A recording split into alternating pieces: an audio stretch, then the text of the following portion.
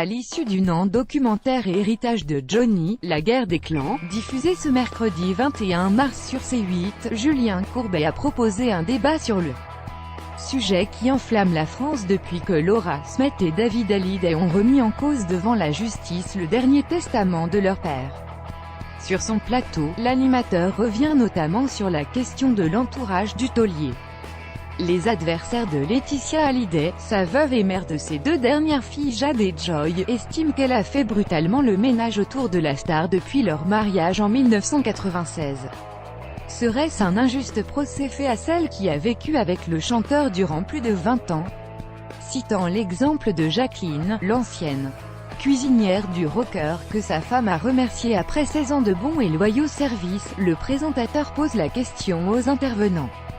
L'ancienne cuisinière de Johnny Hallyday assure qu'elle a été évincée au profit de la fameuse grand-mère de Laetitia, Mamie Rock, la jolie blonde ayant mis un terme à ses services. Elle a travaillé pour le taulier de 1980 à 1996. Je ne suis pas une cuisinière professionnelle, mais j'ai quand même la réputation d'être une bonne cuisinière de famille, déclare Jacqueline.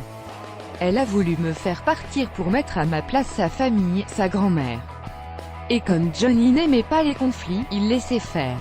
J'ai été dans les premières à partir, parce que ça ne plaisait pas à cette personne. Julien Courbet se demande toutefois, est-ce que finalement, elle est chez elle et elle n'a pas le droit de choisir avec qui elle veut travailler? Le journaliste Gilles Lotte, ami de Johnny Hallyday, rétorque, Jacqueline était une femme très gentille, très sympathique.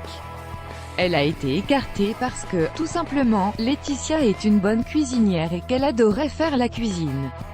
Il y a eu à un moment un petit conflit d'intérêts. L'ancien producteur Pierre Billon ajoute, il ne faut pas oublier que Laetitia voulait le mettre au régime.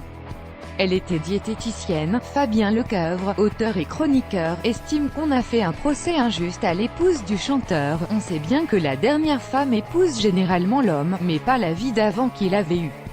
Elle amène sa façon de vivre, sa famille, ses amis, ses réseaux, etc. Il n'y a rien de choquant dans tout ça. Et il ne faut pas oublier que, quand on est l'épouse de Johnny Hallyday, ce n'est pas simple. Quand on est la femme d'une idole, elle n'épouse pas un banquier. Il ne faut pas non plus oublier qu'en se penchant sur l'entourage de son mari, Laetitia Hallyday a surtout agi pour son bien après son hospitalisation en 2009, souhaitant le meilleur environnement pour son rétablissement.